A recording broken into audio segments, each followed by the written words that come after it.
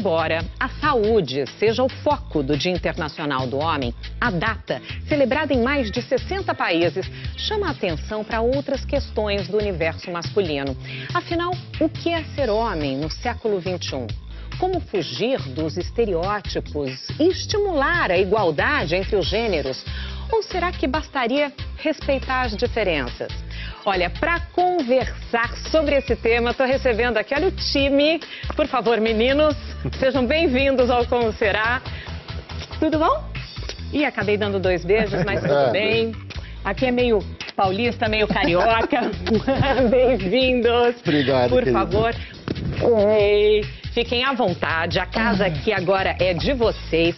Quero apresentá-los. Vou começar então com o Rogério Koschek. Rogério é formado em Arquitetura, Administração e Ciências Contábeis. É pai de 5 filhos, super animado. Uma filha biológica do primeiro casamento e 4 filhos que ele adotou junto com o marido. E ele também preside a Associação Brasileira de Famílias Homoafetivas, certo? Léo Jaime está aqui conosco também, cantor, compositor, ator, cronista, escritor e apresenta o programa Papo de Segunda. Papo de Segunda, GNT. Sensacional. Aqui, à minha esquerda, eu tenho Alan Ribeiro, antropólogo, mestre em Ciências Sociais e doutor em Sociologia da Educação e pesquisa masculinidade, educação e relações raciais e de gênero. E ali temos, então, o Frederico, ou Fred Matos, psicólogo, escritor e colunista do site Papo de Homem.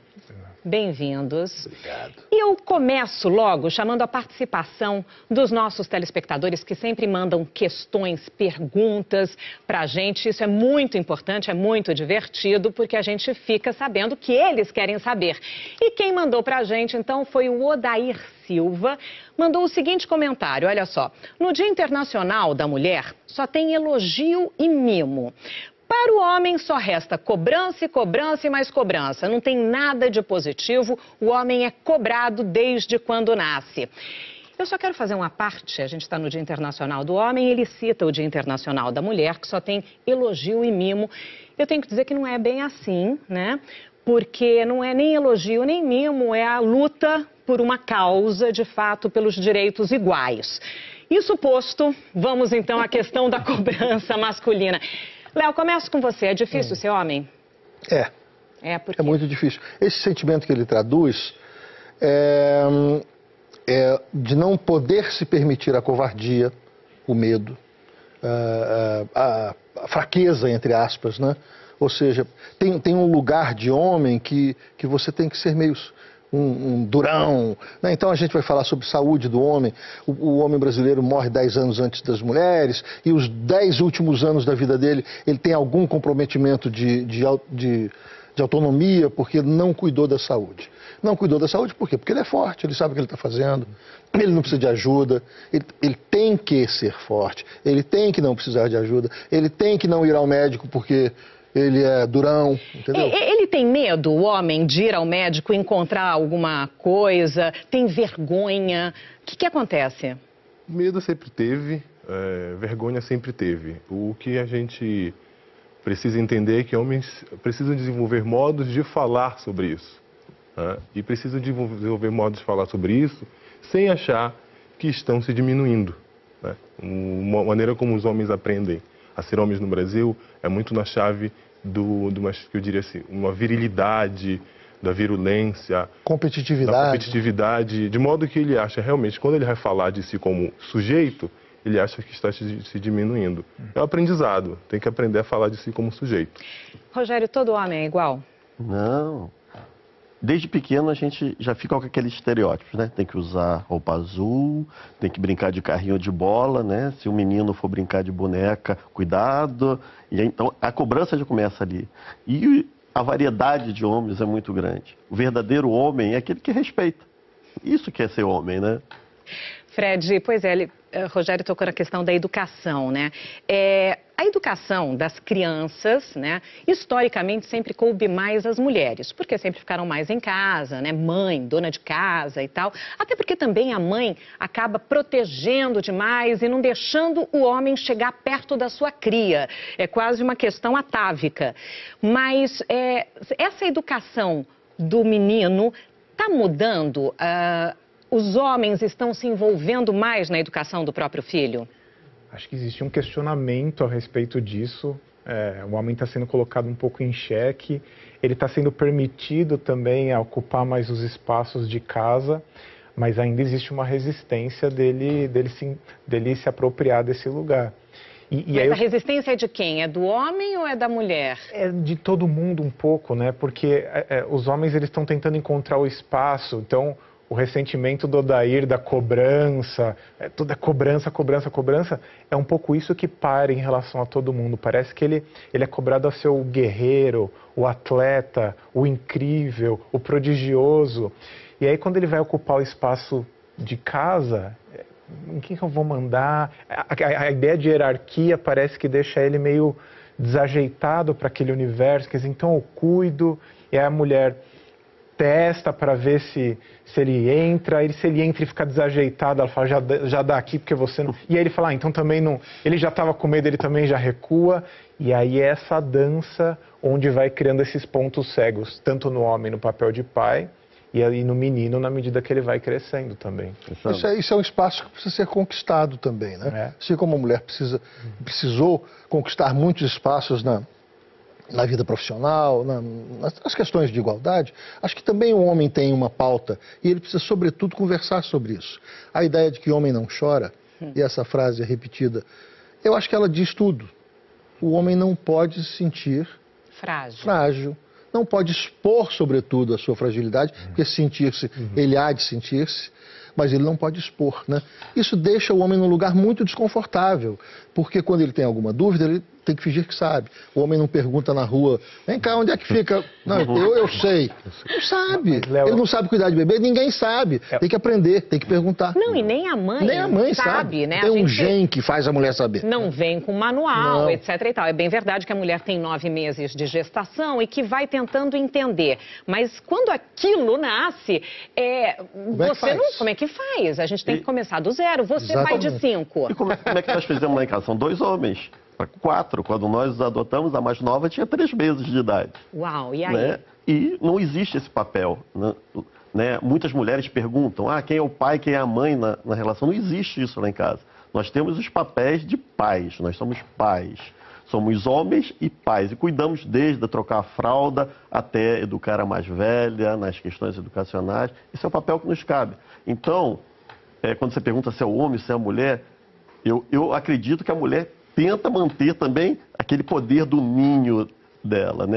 Muitas vezes, o homem não tem essa capacidade. E quando o homem tem essa capacidade, às vezes incomoda um pouco. Mulher dá medo ao homem? Depende de que homem nós estamos falando, né? Os homens são muito diferentes, né? E dependendo do modo como você se propõe a fazer esse diálogo, eu insisto no diálogo, você consegue se abrir para determinadas mudanças ou não. Existem mulheres que, obviamente, e é muito compreensível, não tem muito mais paciência com a gente. É compreensível não ter, porque realmente a gente faz algumas coisas que não são nada legais, né? Tipo? Desrespeitosas. Eu acho que lembro de uma expressão que eu vi em inglês chamado mansplaining, que basicamente é o seguinte: vou conversar com a minha companheira e vou falar de um caso real. Ela começa a me explicar coisas sobre feminismo, sobre o lugar da mulher, e eu começo a interromper, dizer, não, eu sei o que você está falando. Eu sei muito bem. Não, você está falando disso. Aí ela, mas eu estou tentando te explicar. Não, mas você está falando disso. Eu sei exatamente onde é que você quer chegar. É essa capacidade de você ouvir. Então eu acho que nós temos homens muito diferentes. Muitos deles querem dialogar e querem se desconstruir. Vamos usar uma expressão assim. Mas outros não. E aí a gente tem que tentar descobrir um modo de fazer esse diálogo com os diferentes homens. Vamos para mais uma perguntinha. Quem nos manda essa pergunta é a Selma. Vamos lá. Quero saber por que ainda, no século XXI, quando o casal se separa, a pressão ainda é maior para a mulher do que para o homem. A mulher ficar sozinha. Geralmente o homem vai atrás logo de uma nova parceira, ou eu estou enganada? Homem tem medo da solidão? O homem, eu acho que é mais difícil para o homem ficar sozinho do que para a mulher. Isso é fato. É que eu tenho a sensação de que a identidade da mulher está muito associada ao universo do relacionamento amoroso. Então, a gente estava até conversando antes, a mulher está sozinha num lugar, ela é vista como fracassada. O homem é associado à vida profissional. Então, a separação é como se fosse um fracasso da suposta função feminina. Ao passo que o homem, quando se separa, vou buscar minha liberdade, que esse é quem eu sou. Então, ele pode subir no cavalo do herói, do que se liberou, porque quando ele casa, então agora você foi pro chilindró, a cadeia. Então, a ideia do casamento, a vida íntima, é um negócio que o homem perde coisas. Quando ele está solteiro, ele ganha coisas. Então, para a mulher, não. A ideia da separação para fora, o fato da sobrecarga do filho. Você foi casado anteriormente com uma mulher. Isso. É muito diferente essa relação com uma mulher e com um homem? É muito diferente. Muito diferente. Porque a gente coloca no embate, né? É diferente. Na hora do vamos ver, não existe aquilo de esse é teu papel ou esse deixou de ser seu papel. Nós fazemos as coisas juntos. No casamento hétero, a gente dizia que eu tinha determinadas atribuições que eu deixei de ter ou que eu me permiti não ter. Por também. exemplo? Trocar lâmpada. É muito chato. E por que tem que ser uma obrigação, né, masculina do homem? Quebrou isso, toma aqui. Resolva. Não só conserta tudo não, criatura. Não sei como é que conserta. Quero saber também não. Quem cozinha aqui? Mal. Eu não. Eu não. Eu não. Mal. Eu adoro cozinhar. Muito mal. Mal? Muito mal, mas cozinho. Pois é, a necessidade E faz, acho né? que um tema interessante para se discutir sobre o homem, que no que se refere ao cuidado de si no mundo doméstico. O trabalho chamado doméstico, que na realidade é um trabalho fundamental para os outros trabalhos não domésticos. Nós temos que começar a conversar sobre essa necessidade de discutir com os nossos meninos, com os filhos, que cuidem de si mesmo em termos do vestuário, né? De lavar determinadas coisas que são de uso pessoal, de arrumar para as coisas, de aprender a cozinhar, né? De falar de si em termos individuais, né? Nós conversávamos antes aqui que uma das lutas da causa feminista é fazer com que a gente olhe para os sujeitos antes do gênero, né? O sujeito tem que vir, e às vezes a gente só olha para o gênero, olha para o sexo, antes de olhar para o sujeito. Então, o cuidado de si, o trabalho doméstico, fazer com que ele entenda que o trabalho doméstico é um trabalho para ser dividido, é muito importante para a gente construir novos homens. Essa expressão, ele ajuda em casa... Ai, você tirou da minha boca, eu ia falar isso. A casa é sua, criatura, presta atenção. Vamos para mais uma perguntinha de vídeo que foi mandada para a gente. Bom dia, eu gostaria de saber por que os homens têm mais oportunidade no mercado de trabalho do que as mulheres. Pois é, essa é uma grande questão. Você estava falando, Fred, sobre a questão financeira, econômica e tudo mais. Enfim, homens sempre tiveram mais oportunidade de educação, de ensino formal, de fato. Historicamente, as mulheres ficavam em casa. Mas agora a gente já vê que as mulheres estão no mercado de trabalho, quer dizer, já há muito tempo. As mulheres foram conquistando esse espaço, mas ainda é um espaço tão difícil. E quando chegam lá, os salários não são os mesmos, para as mesmas funções. Como é que é esse mercado de trabalho tão eminentemente masculino? De novo, né, a ideia de credibilidade. Então, a gente estava até comentando, quando um homem, sem ele se dar conta, ele olha para uma mulher, ele não pensa se ela é capaz, inteligente, ele pensa se ela é um alvo sexual. Atraente. Atraente. Ela é bonita? Então legal, ela é bonita, então eu vou conversar com ela. Se ela não é muito bonita, ela vai ter que provar alguma outra coisa. Mas se ela é bonita, ela também vai ter que provar, ela sempre tem que estar provando, ela tem sempre que ter o direito a falar, a votar, a ter voz. Então tem uma reunião de homens, a mulher começa a falar, ela é interrompida muitas vezes, o tempo todo. Então ela precisa pedir a palavra, ela começa a falar, os homens... porque sempre eles sabem o que tem que ser dito.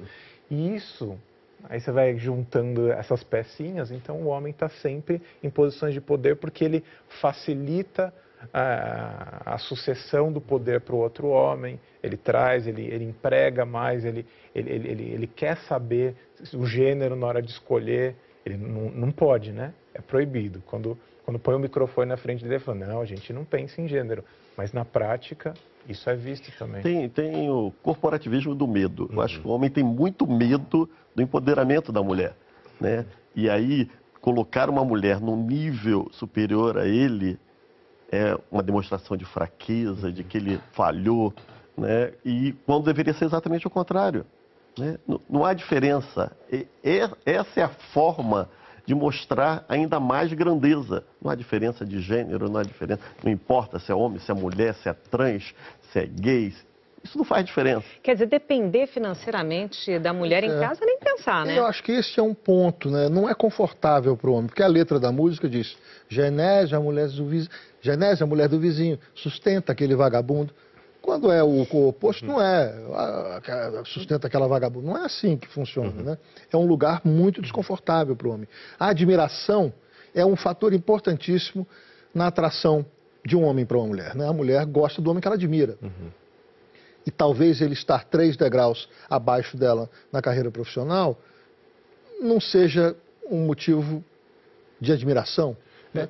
Eu acho que tem uma coisa assim, por que o homem age dessa forma? Também tem um lugar que a gente tem que pensar numa equação como um todo, né? Eu acho que os caras não tomaram a decisão, vamos pagar menos para as mulheres, porque, pô, sacanagem. Ninguém se reuniu numa empresa para falar disso. Eu lembro um texto da Camille Paglia, que ela fez uma associação muito à mulher se permitir trabalhar em coisas que ela goste e o homem aceitar qualquer trabalho. E ela citava o exemplo assim, quando você vê um esgoto jorrando numa rua, nunca tem uma mulher mergulhada lá. Os caras pegam realmente uns trabalhos que eles não estão a fim de fazer. Porque tem que, né? Tem que ter dinheiro, tem que ter um certo poder para ele poder até ser aceito e se aceitar para parceiro sexual de alguém, né? Queria, para encerrar, vou pedir para cada um, quem é o homem do século XXI? Ou quem deveria ser? Como deveria ser esse homem no século XXI? Fred? Eu acho que o homem do século XXI deveria ser o homem possível. O homem que explora suas potencialidades, suas fragilidades, que se abre, se comunica, que ganha, que perde, que vai além do ganho e do perde. O homem que ele é possível ser. Alan? Eu acho que o homem do século XXI é um homem que fala, mas que escuta bastante. Escuta bastante.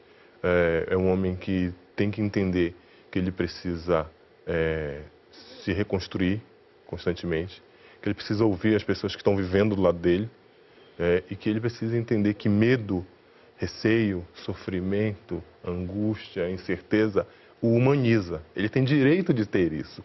Isso não é um problema. Eu acho que esse é o homem do século XXI. Léo? Eu acho que vocês já responderam tudo que eu iria dizer. Muito bom. É isso. Eu acho que é o homem que se permite, que se permite sonhar, que se permite fazer carinho, que se permite chorar, que permita ser feliz, né? Que se permita viver em harmonia e, fundamentalmente, respeitar todos os homens, as mulheres, os gays, os trans, as trans. Isso que é um homem de verdade. Meninos, rapazes, homens, muitíssimo obrigada por esse papo delicioso. Certamente eu passaria aqui dias falando sobre isso. Né? Turma boa, adorei também.